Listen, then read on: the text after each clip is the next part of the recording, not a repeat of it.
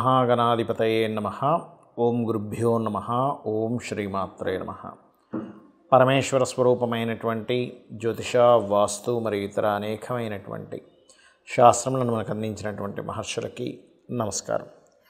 హయగ్రీవ హయగ్రీవ హయగ్రీవేతి యో వదేత్తస్య నిస్సరతే వాణి జహ్నుకన్యా ప్రవాహవత్. అరుణాం కరుణాతరంగితాక్షీం ధృతపాశాంకుశపుష్పబాణచాపాం అనిమాదిభిరావృతాం మయూకైః అహమిత్యేవ విభావయే భవానీం. శ్రీమాత్రే నమః. ప్రేక్షకులకి ఆ లలితాంబిక అమ్మవారి యొక్క అనుగ్రహం పరిపూర్ణంగా కలగాలని మనస్ఫూర్తిగా కోరుకుంటూ మనం ఈరోజు గ్రహణాల గురించి, గ్రహణ ప్రభావం అసలు ఇండియాలో ఉందా లేదా, బయట దేశాల్లో ఉన్నటువంటి గ్రహణాలు, బయట దేశాల్లో నివసించేవారు ఎటువంటి జాగ్రత్తలు ఏ రాసుల వారు తీసుకోవాలి, ఎవరెవరికి బాగుంటుంది, అదేవిధంగా గ్రహణ సమయంలో ఏ దేవతారాధన, అదేవిధంగా ఎటువంటి దానములు ఇవ్వడము, ఇవన్నీ ఏం చేయాలనేటువంటి విషయాలు చెప్తుంది నేనైనప్పటికీ కూడా చెప్పిస్తుంది సాక్షాత్ లలిత అమ్మవారిగా భావిస్తూ తెలుసుకుందాం. మనము చంద్రగ్రహణం అయితే లేదని క్లియర్గా చెప్పేసుకున్నాము. ఎందుకు అంటే పగలపూట ఏదైనా చంద్రగ్రహణం మీకు వచ్చింది అంటే పగలపూట వచ్చే చంద్రగ్రహణం మీకు సంబంధం లేదు, బయట దేశాలతో సంబంధం, గుర్తుపెట్టుకోండి. సో బయట దేశాలకి చంద్రగ్రహణం. ఇక సూర్యగ్రహణం కనుక తీసుకున్నట్లయితే ఇది పగలపూట చూపిస్తుంది ఇండియాలో, కానీ ఇది పాక్షికము అంటారు. అంటే చాలా స్వల్పం అన్నమాట. అసలు దాని ప్రభావం ఉండదు అసలు ఇక్కడ, ఎంతసేపు బయట దేశాల్లోనే, అమెరికా ఈ కంట్రీస్లోనే, గుర్తుపెట్టుకోండి.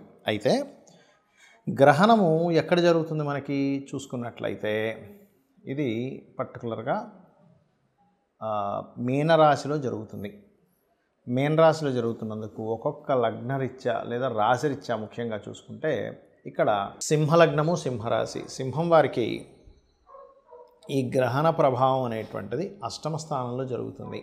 సూర్యగ్రహణం అష్టమం ఇబ్బంది ఏమి ఇవ్వదు, గుర్తుపెట్టుకోండి. కాకపోతే కాస్త వాహనాలు నడిపేటప్పుడు, వాహనం మీద వెళ్ళేటప్పుడు కాస్త స్లోగా వెళ్తూ ఉండండి, గుర్తుపెట్టుకోండి. అలాగే మరొక విషయం ఏంటంటే ఈ గ్రహణ సంబంధించినటువంటి విషయంలో అష్టమ స్థానం పూర్వీకుల ఆస్తులకు సంబంధించిన విషయంలో, రీసెర్చ్ రిలేటెడ్ సంబంధించిన విషయాన్ని పాజిటివ్గానే ఇస్తుంది. దానివల్ల కొంత స్ట్రెస్ కూడా ఉంటుంది, గుర్తుపెట్టుకోండి. ఎందుకంటే ఎంతైనా అష్టమం కదా, సీక్రెట్ సైన్ అంటారు అష్టమం అనేటువంటిది. అయితే సింహలగ్నం వారు కానీ, సింహరాశి వారి కానీ, వీరికి ఏదైనా కొంతమంది చూడండి, లేడీస్కి కొంచెం మెన్స్ట్రువల్ సైకిల్ మంత్ అయ్యేటువంటి దాంట్లో కొంచెం డిస్టర్బ్ అయ్యేటువంటి వారు ఇంకొంచెం జాగ్రత్తగా ఉండాలి ఈ యొక్క సమయంలో. ఓకే. అలాగే మరొక విషయం ఏంటంటే ఇక్కడ గమనించినట్లయితే వీరు కొన్ని సీక్రెట్, కొంతమంది చూడండి ఏవైనా కొన్ని కనిపెడుతూ ఉంటారు, ఎంతో రీసెర్చ్ చేస్తారు. అటువంటివి ఏవైనా మీరు కనిపెట్టడానికి కూడా చాలా యోగ్యవంతంగా ఉంటుంది, గుర్తుపెట్టుకోండి. అంటే ఒక్కొక్కసారి కొన్ని గ్రహాల యొక్క కలయిక ఏదైతే ఉంటుందో కొన్ని యోగాల్ని యాక్టివ్ చేస్తుంది. మనకు చూడండి, బల్బు కనిపెట్టిన అతను 300 సార్లు ఏదో ఫెయిల్ అయ్యాడట. ఫెయిల్ అయ్యి ఆఖరికి కనిపెట్టాడు. అంటే అన్నిసార్లు ఏమైంది అంటే ఈ ఫార్ములా ద్వారా ఇది జరగదు అనేటువంటిది తెలిసింది. Okay, right. అలాగే మరొక విషయం ఏంటంటే ఇక్కడ ఈ గ్రహణం యొక్క ప్రభావం ముఖ్యంగా వాహనాల మీద పడుతూ ఉంటుంది. కాబట్టి వాహనం నడిపేటప్పుడు కాస్త స్లోగా వెళ్ళండి. ఏదైనా ఎక్కడికైనా బయలుదేరేటప్పుడు ఒక్కసారి దుర్గాదేవిని తలుచుకొని లేదా అమ్మవారిని తలుచుకొని మీరు కనుక బయలుదేరినట్లయితే ఖచ్చితంగా మీకు అన్ని విధాలా బాగుంటుంది. మరియు మీరు ఎక్కువగా దత్తాత్రేయుడిని ఆరాధన చేయడము, దుర్గా నామస్మరణ చేయడము, గోవులకి బెల్లము 4 ఉండలుగా చేసి తినిపించడము చేసినట్లయితే అన్ని విధాలా మీకు బాగుంటుంది. ఇక ఈసారి సూర్యగ్రహణ సమయాలు ఏమిటి అంటే మధ్యాహ్నం 2:20 నుంచి 4:17 వరకు అని, 13 నిమిషాల వరకు అని చెప్తున్నారు. దాదాపుగా 4:15 వరకు అనుకోండి.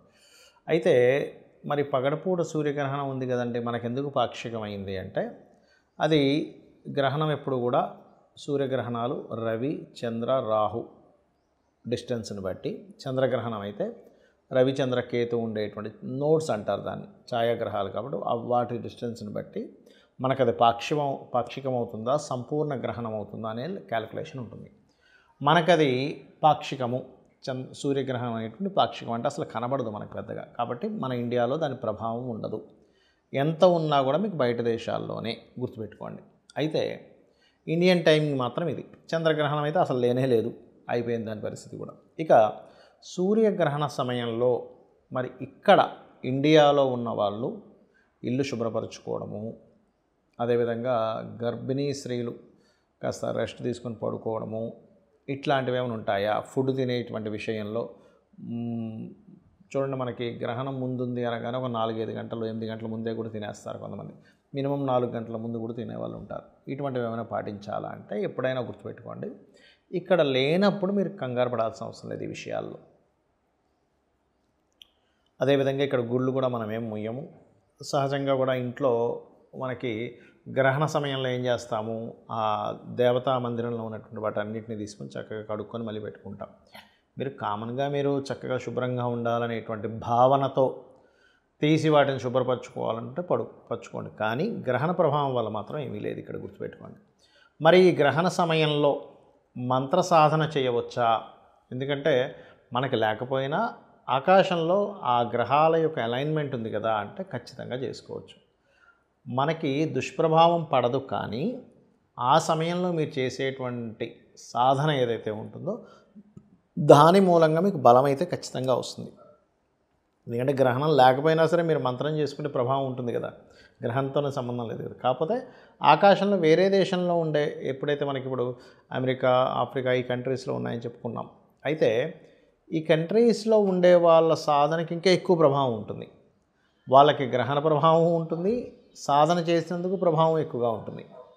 కాబట్టి ఈ సమయంలో కనుక ఎవరైనా సరే గుర్తుపెట్టుకోండి, ఉద్యోగం కోసం బాగా ఇబ్బంది పడుతున్నామండి అని అనుకునేటువంటి వారు లలితా సహస్రనామాల్లో నామాలైనా చేసుకోవచ్చు. అంటే ఏమిటి?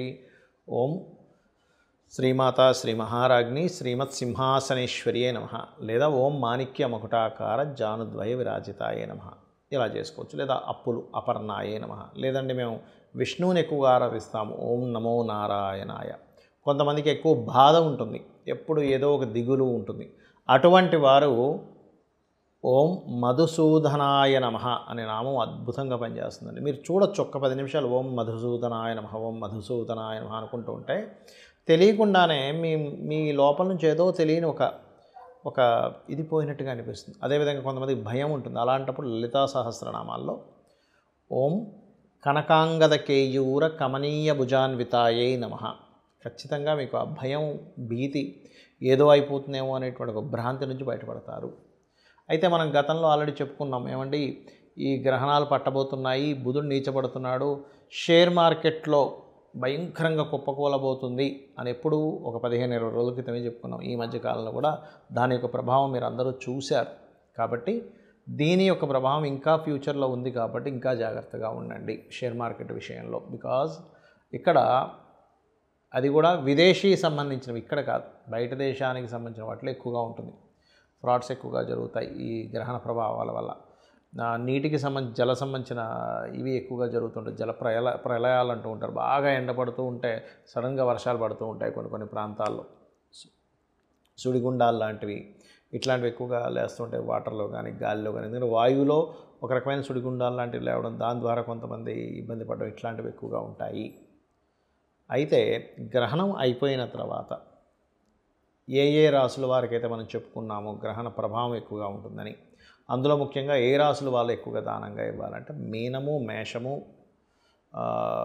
కుంభము, కర్కాటకము, వృశ్చిక రాశి వారు, అది కూడా బయట దేశాల్లో ఉండేవారు. ఇండియాలో ఉండే వాళ్ళకి ఏమీ ఇబ్బంది లేదు.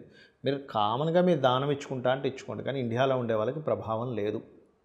సో ఇండియాలో ఉండేవాళ్ళు మేము దానం ఇవ్వాలేమో, అయ్యో ఇవ్వలేకపోతున్నానేమో, ఇవ్వకపోతే ఏదో జరుగుతుందేమో అని చెప్పి భయపడకండి. గ్రహణం అనేటువంటిది ఒక యోగము, గుర్తుపెట్టుకోండి. సాధన చేసుకోవడానికి, మీ యొక్క శక్తిని పెంచుకోవడానికి ఒక గొప్ప యోగము అనేటువంటి దాన్ని గుర్తుతిరగండి. అలాగే ఏమి ఇవ్వాలి దానము? మినుములు, గోధుమలు, బియ్యము దానంగా ఇవ్వండి. అలాగే మరొక విషయం ఏంటంటే ఇక్కడ వీటితో పాటు మీరు నువ్వులు కూడా దానం ఇవ్వచ్చు. సూర్య ప్రతిమ, చంద్ర ప్రతిమ, ఒక ఇత్తడి గిన్నెలో నెయ్యి, అలాగే సర్ప ఆకారంలో ఉన్నటువంటి 2 సర్పాలు కూడా దానంగా ఇస్తారు. అదేవిధంగా బియ్యము దానంగా ఇవ్వచ్చు. ఇందాక ఆల్రెడీ మనం చెప్పుకున్నాం. వీటిని చక్కగా ఉదయం 11 లోపల, గ్రహణం వీడిన తర్వాత నెక్స్ట్ డే 11 లోపల ఇవ్వవచ్చు. 11 దాటిన తర్వాత అంటే కొంచెం అది మధ్యాహ్న సమయంలోకి వెళ్ళిపోతూ ఉంటుంది కాబట్టి 12 అలా దాటుతాయి కాబట్టి 11 లోపల ఇవ్వడం శ్రేష్టము.